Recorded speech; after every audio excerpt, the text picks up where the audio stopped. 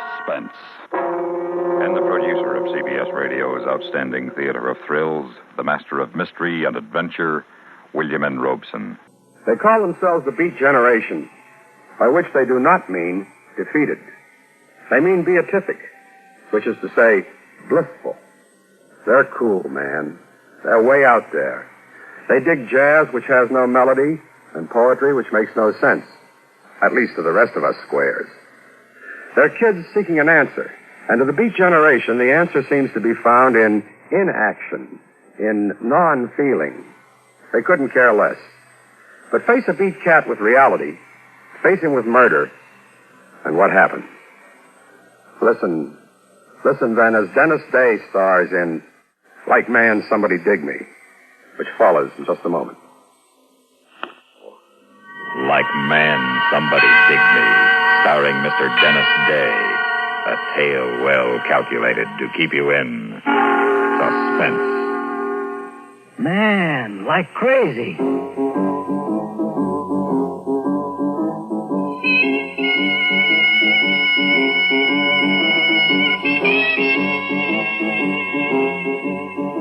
Man, I dig everything.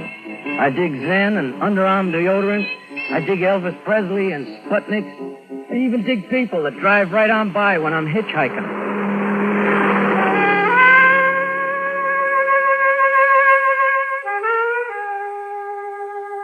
People call me the tennis shoe, because I wear them and because I'm always on the move. But mostly because I'm cool, man. I could stand out here in the middle of this desert all day. And you know something? It wouldn't bother me. You want a lift? Hey, I'm with you, chick. How far are you going? I just stick with Route 66, man, on to the ocean. We're on our way to Las Vegas. You going to California? Like I wrote a poem, man. I want to read it to the Pacific Ocean. The Pacific Ocean? Well, I already read it to the Atlantic. Well, if you read it to the Atlantic, why bother to read it to the Pacific? Man, have you ever read a poem to the Atlantic in January? Well, no, Oh, man. We almost didn't stop for you. You know, most people won't take a chance on hitchhikers these days. Yeah, you're lucky we picked you up. Hey, look, man, I don't know what you want, but I ain't got it. I got no rose to pin on you, no medals. Dig? I just stand by the road with my thumb up. If you want to pick me up, cool. If you want to drive on by, too cool. If you want to stop the car and let me out, that's okay with me. Because, man, I'm cool. I just don't care. You're the driver and I'm just along for the ride. You dig? I'm just making conversation. Uh-huh. If you're going to Vegas, man, you'll have to turn off at Kingman. I don't dig Vegas. Vegas is the squares. Right now I'm going to get some shut-eye. Oh, I'm tired, man. The cops run me out of town last night for building a fire to keep warm. Oh, I'm tired, man. You mean just for building a fire? Like, how was I to know all that wood was somebody's house? I pulled down the lids of my eyes and made like I was asleep. But it was all I could do to keep from busting out laughing. It was kicks, man. These squares were real kicks. Walter, turn on the radio. Okay. Walter, I don't like that man. Oh, Mary, don't be... Your voice down. You want to wake him up? I think he's crazy, and I think he's dangerous. Honey, he's perfectly harmless. I see his type on the road a lot lately. It's kind of a fad. They call themselves the Beat Generation. They pretend that nothing matters to them anymore. They just drift. He's harmless. Well, just the same, I wish we hadn't... We picked him up. interrupt Matinee Melodies to bring you another bulletin on the killer who's been terrorizing southern Nevada. Walter, listen. The hatchet maniac's fourth victim was just found brutally murdered in the small Nevada town of Searchlight, not far from the Arizona border. Only one eyewitness has seen the killer. She describes him as being medium height, dark coloring, wearing a red nylon jacket and tennis shoes. Walter, Use your head, Mary. We're in Arizona. But the description fits. And he could be carrying anything in that bag of his.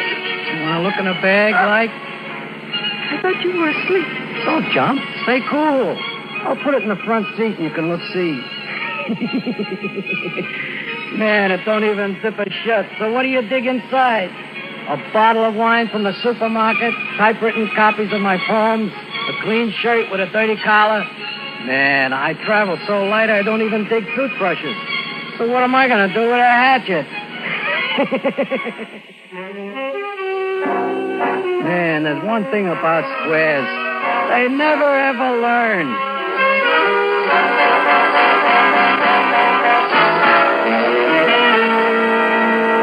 This is Kingman, buddy.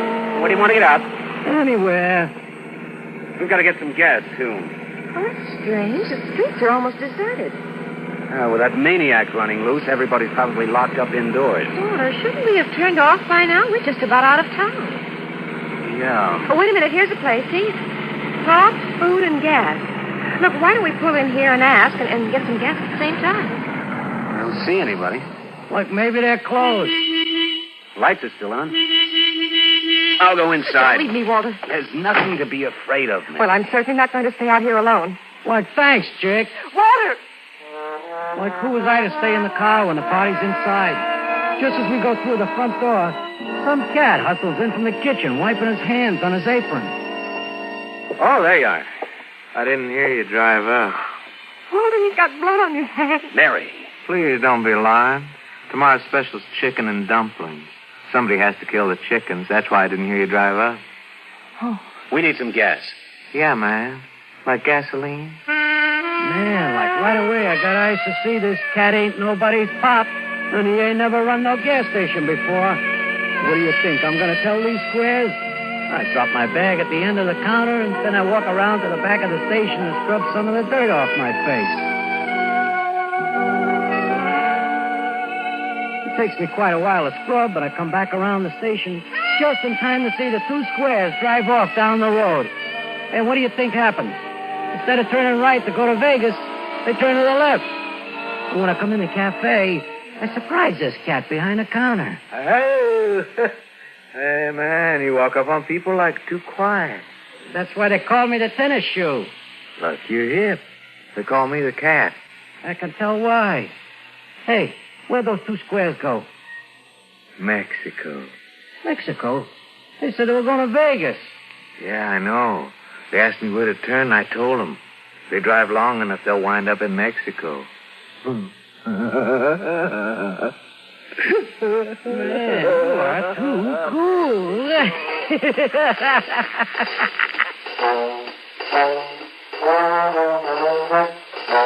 I leave the cat, and I'm walking west on 66 with my thumb ready. 10, maybe 15 minutes at the most, when the squad car with the flashing lights screams up to a stop. Well, right away, they pull out those big, shiny pistols.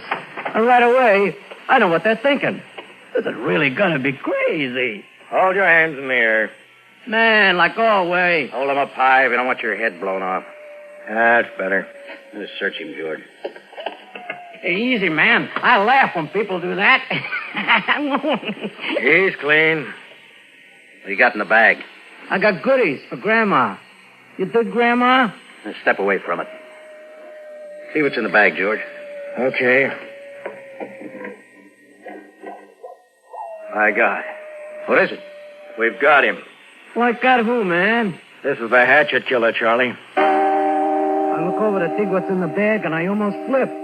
There, on top of the clean shirt with the dirty collar, on top of all that cool poetry, on top of an almost full half bottle of wine, there's this hatchet I never seen before. Man, like I'd laugh. But the hatchet is all bloody.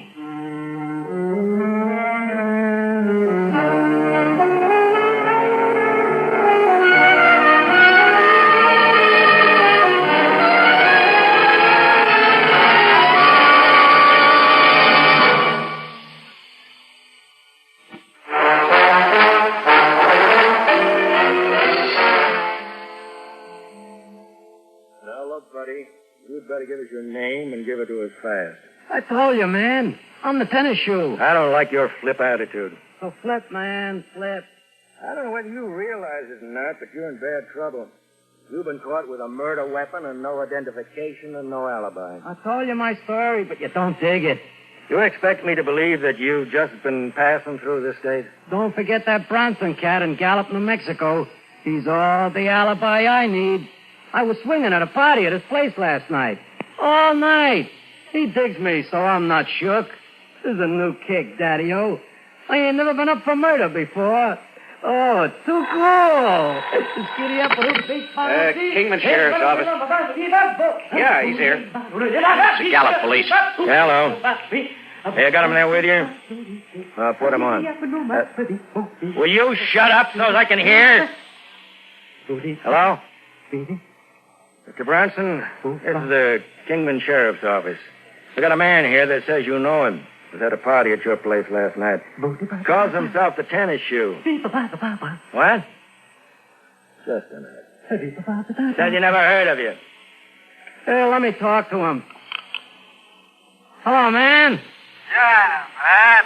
Hey, this is me, the Tennis Shoe. And you, like I know. Well, tell the man. I would, but I keep forgetting. Hey, Bronson, look, this is for real. They're trying to pin a murder on me. Crazy, man. You were way out there. Way out. Murder. What kicks? Like, man, won't somebody dig me? Now, do you want to tell me why you killed him? Yeah, but I didn't. You were carrying a hatchet that killed 5 people. How did it get in your bag? The cat must have put it there. Who's that? I told you already. You know, the guy that was at Pop's place. Who else saw him beside you? I told you, the 2 squares, what give me the lift. The man and woman you sent in the wrong direction? I didn't send him in the wrong direction. The cat did. He's cool. He did it for a kick. You killed the old man for a kick? No, I'm innocent. It's all a collection of circumstances. I'm just a victim of the world, man. Take him down and book him for first-degree murder. What's going on out there? Yeah, most everybody in town's out front. They're yelling for the hatchet killer. You aren't going to let him in here, Chief, huh? Yeah, if they make up their mind they're coming in, it's going to take more than me to stop them. Well, you can't let him get me. Don't pay any attention to him, Daddy-O. I'm going to go out there and try and talk him out of it. Yeah. All right. Give me a chance to speak my mind. Quiet down. Quiet. We're all friends and neighbors. I know how you all felt about Pop Daniels. He was a friend of mine, too. But I know you all well enough to know that you all want to see justice done. That's what we brought the rope for. We want the killer. Now, quiet down, man. Quiet down.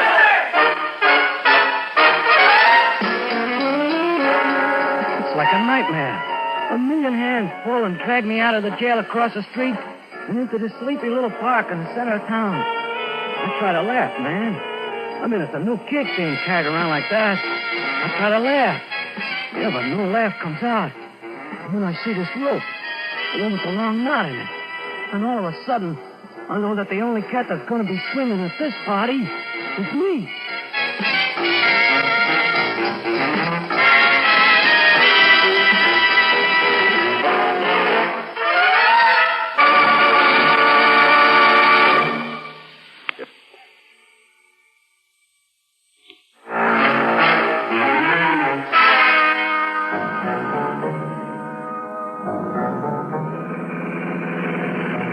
I wonder whatever possessed that man at Pop's place to give us the wrong turn.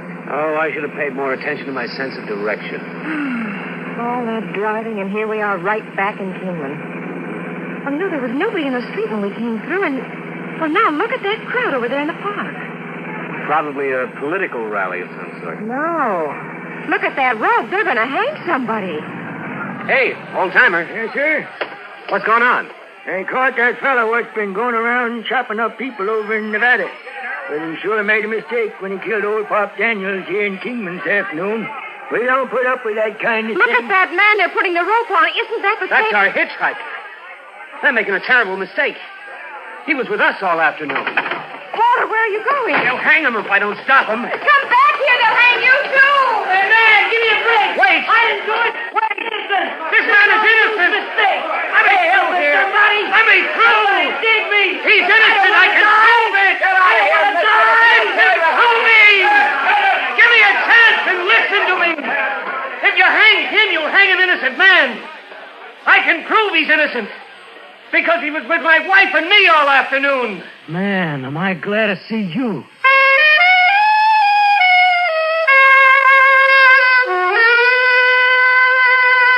after that, it really wasn't any trouble. They told the cops where I'd been. The cops were mad because I wasn't the killer, but there wasn't anything they could do about it. And the next morning, I walk out of jail into the sunshine and the fresh air.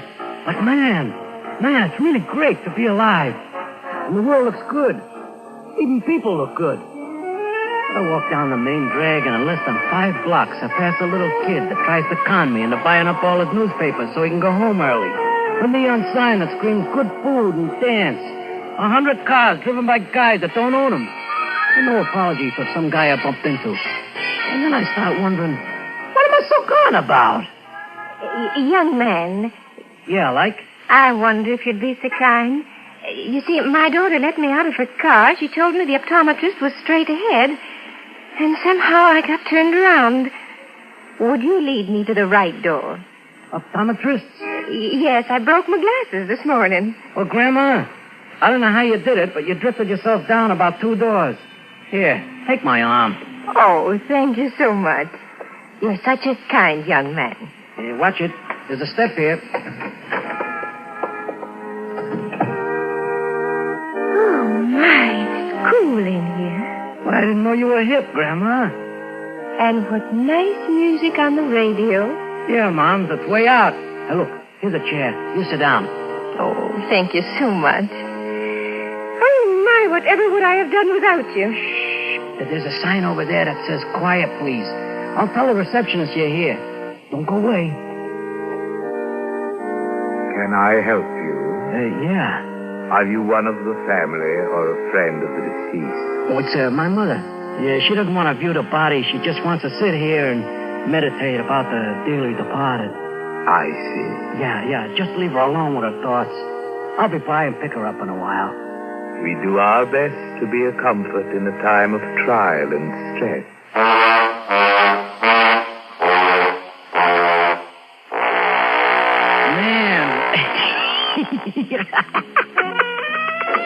I get out of the street and I hot-foot it way out in the desert before I fall down and bust out laughing. Hey, I think of that old chick sitting in that funeral parlor waiting for a pair of glasses. And I just about crack up, man. Oh, I cracked.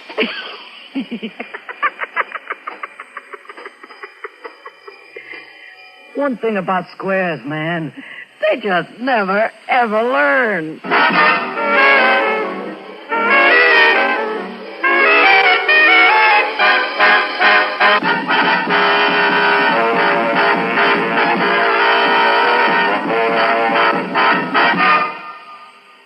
Suspense, in which Mr. Dennis Day starred in William N. Robeson's production of Like Man, Somebody Dig Me, written by George Bamber.